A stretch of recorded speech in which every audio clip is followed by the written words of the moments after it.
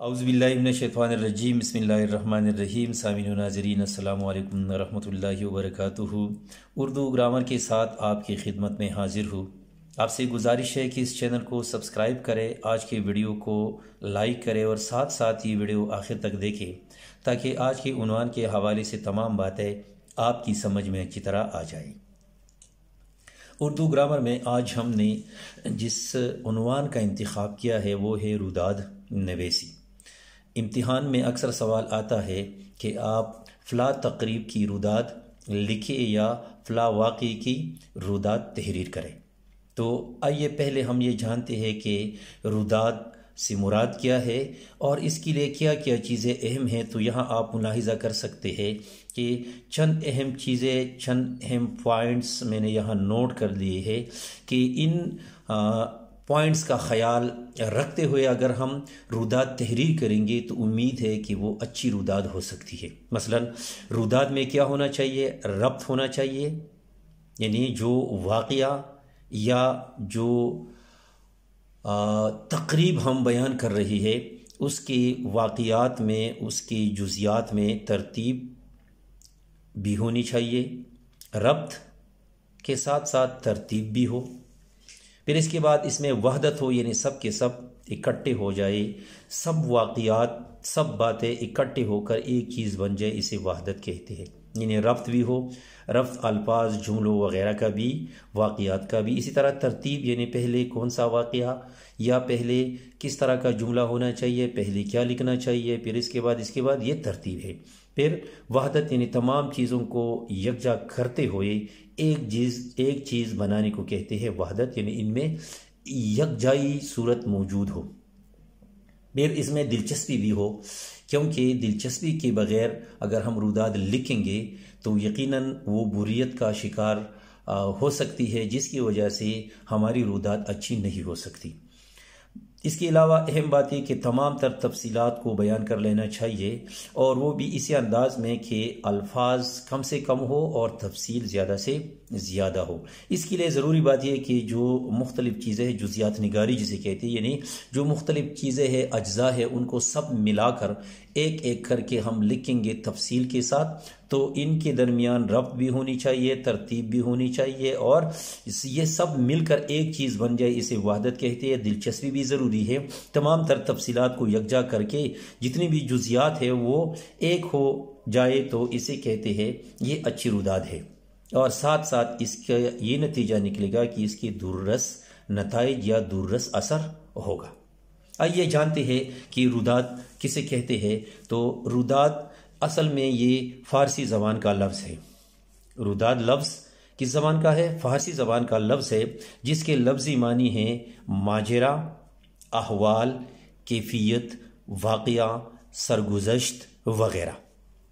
آپ نے ملاحظہ کیا کہ روداد کس زبان کا لفظ ہے؟ فارسی زبان کا لفظ ہے، اور اس کے معنی ہیں ماجرا، احوال، کیفیت، واقعہ، سرگزشت وغیرہ۔ اب ملاحظہ کرتے ہیں کہ اصطلاحی لحاظ سے کیا ہے؟ کسی جلسے یا ادارے وغیرہ کی کارروائی اور تجاویز یا فیصلوں کی پوری کیفیت اور رپورٹ کو بھی روداد کہتے ہیں۔ یعنی روداد سے مراد کیا ہے؟ کسی جلسے یا ادارے وغیرہ کی کارروائی اور تجاویز یا فیصلوں کی پوری کیفیت اور رپورٹ کو بھی روداد کہتے ہیں۔ اسے انگریزی زبان میں رپورٹ کہتے ہیں۔ اصطلاح میں اس سے مراد کسی تقریب، میلے، جلسے یا حادثے کا آنکھوں دیکھا حال غیر جانبدار انداز میں تحریر کرنا ہے۔ یعنی اصطلاحی لحاظ سے اس سے مراد کیا ہے؟ اس سے مراد یہ ہے کہ کسی تقریب، میلے، جلسے یا حادثے کا آنکھوں دیکھا حال اس طرح بیان کرنا کہ اس میں غیر جانبداری ہو، یعنی اس میں جانبداری اگر آ جائے تو اسے ہم اچھی روداد نہیں کہہ سکتے۔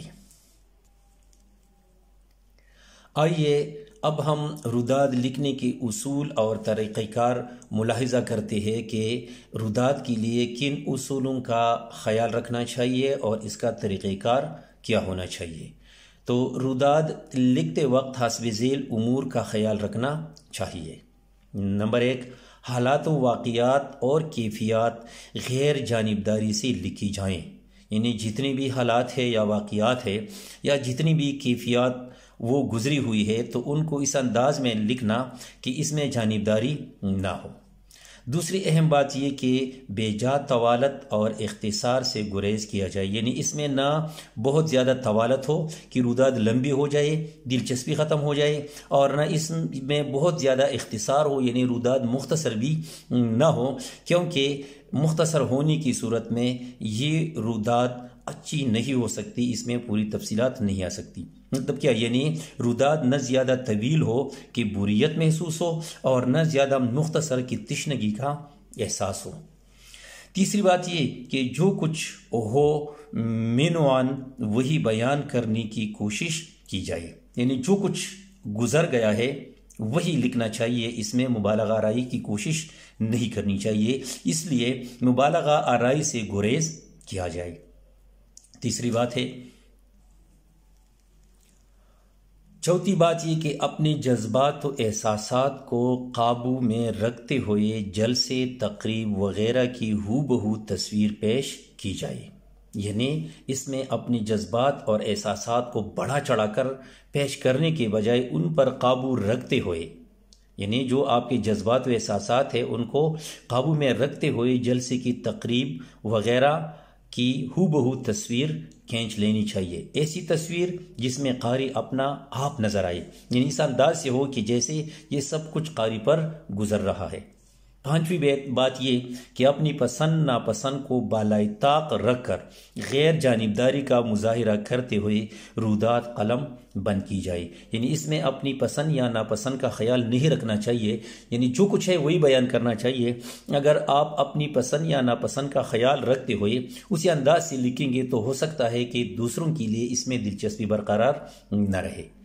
چھٹی بات یہ کہ روداد کے جملہ امور مطلب جتنی بھی باتیں ہیں سب کی سب باتیں، تو روداد کے جملہ امور میں ربط اور ترتیب کا خیال رکھا جائے۔ یہ ابتدا میں میں نے آپ کو بتا دیا کہ روداد لکھتے وقت کن اصولوں کا یا پوائنٹس کا خیال رکھنا چاہیے، تو وہی ایک بات کہ روداد کے جملہ امور میں ربط اور ترتیب کا خیال رکھا جائے، چاہے الفاظ ہو، یعنی ربط اور ترتیب الفاظ میں بھی ہو، خیالات میں بھی ہونا چاہیے، نظریات ہو یا معلومات، یعنی چاہے آپ اس میں الفاظ استعمال کرتے ہیں، اپنے خیالات کا اظہار کرتے ہیں، نظریات بیان کرتے ہیں، یا آپ کے پاس جتنی بھی معلومات ہے سب میں ایک ربط اور ترتیب موجود ہونا چاہیے۔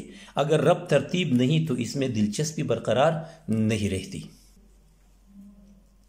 ساتویں بات یہ کہ روداد میں تسلسل ہو، دلچسپی ہو، اور سب سے بڑھ کر اول تا آخر ایک وحدت ہو کہ اس کی جزیات الگ الگ اور بے جان الفاظ کا مجموعہ نہ ہو۔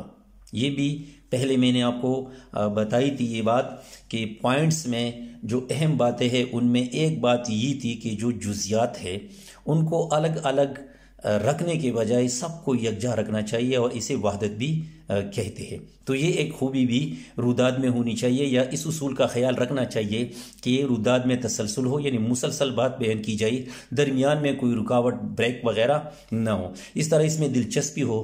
اور اہم بات یہ کہ ابتدا سے لے کر انتہا تک، اول سے آخر تک اس میں ایک وحدت ہو کہ تمام اجزاء اکٹھے ہو کر ایک مجموعہ بن جائے۔